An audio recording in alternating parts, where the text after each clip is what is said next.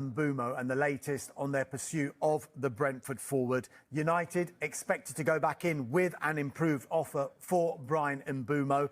Internal discussions are continuing at the club about what their next step will be regarding the pursuit of the 25-year-old. He's got 2 years left on his contract at the G-Tech Community Stadium. There is a feeling that United's last bid, their second bid, which was worth around £62.5 million, at £55 million initial payment, plus £7.5 million in performance-related add-ons, is not a million miles away from what Brentford would want. However, just as important as the overall fee will be the structure of how that fee will be paid. Brentford, we think, want at least £65 million, with most, if not all of that £65 million guaranteed from Manchester United. So could be a really, really intriguing and interesting week or so at Manchester United, with the 5 players that we've been speaking about not coming back to training. They've been given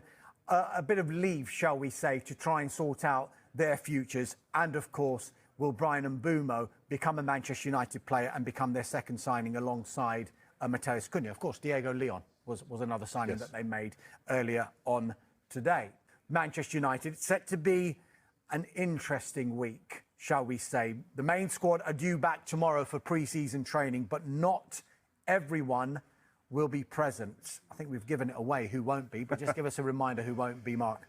Yeah, Marcus Rashford, Jadon Sancho, Alejandro Garnacho, Anthony and Tyrell Malacia. Those 5 players have been granted permission by Manchester United to delay their return to pre-season training. We understand the bulk of the first team will be back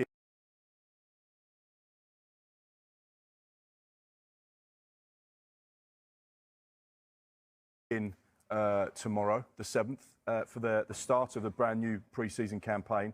However, like you say, 5 players won't be there. Now, I guess we read into this. We know there's been a lot of noise and speculation about these players and a potential departure from Old Trafford. So the fact that they've been granted permission would suggest that they're saying, look, OK, guys, if you don't want to come back to Manchester United, if whichever phrase or terminology you want to use, it's clear that the days at Old Trafford are numbered. So therefore, we're going to allow you time to facilitate the moves that you want, and then we will go from there. Of course, Manchester United don't want these players to come back and then the stories start to come out. They're training with the 21s, they're training with the youth team, they've got a separate training regime to the first team. Then there's the noise about, are they going on the pre-season tour? They're not with the main group, and it just becomes negativity that Manchester United don't need. So actually, it feels like quite a sensible move to say, here's the time you need, get the deals done, but whether or not, and this is the big question, can these deals get done within the next 4 or 5 days? Because these are all potentially quite big deals to make happen, whether it's because of wages, because of transfer fees, or because of the fees that Manchester United will attach to the players. You could go through individually, but it feels like it's going to be an interesting week or so for these players at Manchester United. Yep, clearly. Yes. Would Amrim have swam to Portugal to bring him back on his back? Yes. Is he going to go to Arsenal? Yes. It's not, oh, of course he's going to choose Arsenal. It's why he's chosen Arsenal. And he's chosen Arsenal because we are completely and utterly redundant as a football club. Look at the summer transfer windows those 2 top 4 clubs are having. Look at the one that we're having. It's an absolute shit show. It's not about Gyökeres. It's about United and our CEO and our owners being absolutely clueless. The big thing I would say to take away from this is not to talk about Gyökeres, not to talk about the lack of signings, but to talk about the absolute huge elephant in the room. Chelsea, Arsenal, Liverpool, Man City are going to earn £100 million more than us every bloody year and have already done it for 1 year. That type of wealth builds super squads. When you build super squads, you say goodbye. Now, we might beat Arsenal on the opening day of the season when they've got Gyökeres, Zubimendi, Declan Rice, Saka and everybody else they've got. And everyone will go, oh, yeah, we're great. 1 game out of 38. I'll tell you what super squads do over a 38-game season. They finish in the top 4. I'll tell you what United squad does.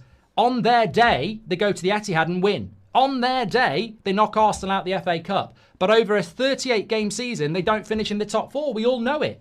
We are not run by the right people. In modern football, money talks. You've got to build a super squad. We haven't even got a first 11. We are miles behind. And the scary thing is, I think Project 28 was built on everybody else was just going to stagnate and stand still. They are fighting each other. They are doing... The season ended with those teams above us. The summer transfer window started and they're still beating us. We're bloody miles off. Scary times. It's really scary. And I'm sorry, a new stadium and a new lovely third kit doesn't change the reality that this is a shit show. It's an absolute shit show. As for Gyökeres to Arsenal, fantastic player. I understand why he's chosen Arsenal. Who wouldn't choose Arsenal based on what I've just said there? Completely and utterly get it. It's disappointing. He would have been transformative. I think if United now, it's Osimhen or nothing. And can you get Osimhen? I don't know. But I'd bet the house on Osimhen now. Because if we're going for Ollie Watkins, that opens up all the issues that we spoke about last week. I do like Ollie Watkins, but it's expensive for a 29-year-old. Calvert-Lewin, forget about it.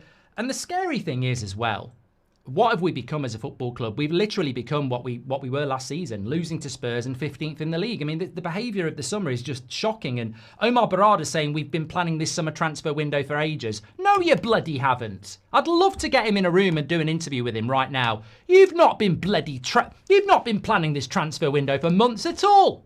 Absolute bullshit, mate. So what's the plan then? Everybody in the world knows we need a bloody striker. My cat knows we need a striker. I can see it in his face.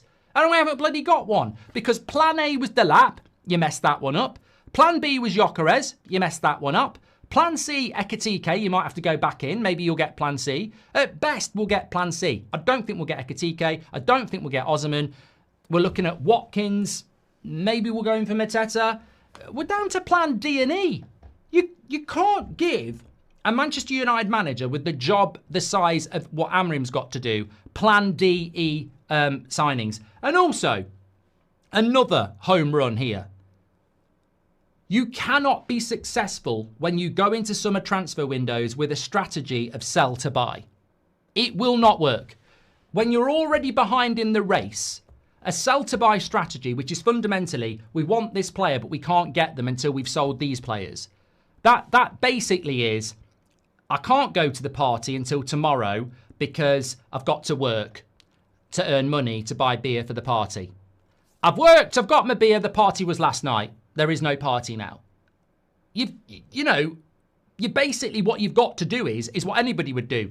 You go to your parents and you say, can you lend me a tenner to get my beer? I'm going to work the night after and I'll give it you back.